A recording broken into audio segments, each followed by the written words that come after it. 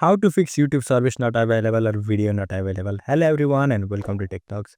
YouTube is currently having a server issues. So whenever you open it, you won't be able to see any videos on your For You page or your Shorts page.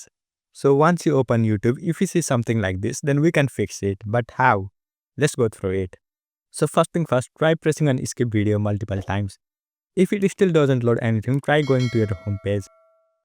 Sometimes it might just be the short section not working.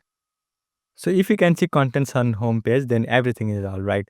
YouTube will later fix on the short section. But you see nothing on home page as well, then try searching the videos that you want to watch.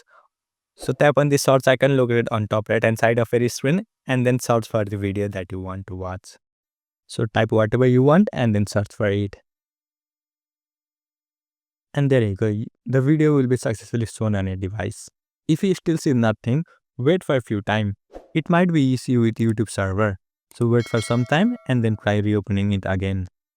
I hope you found this video helpful. Thank you for watching. For more helpful tutorials, subscribe.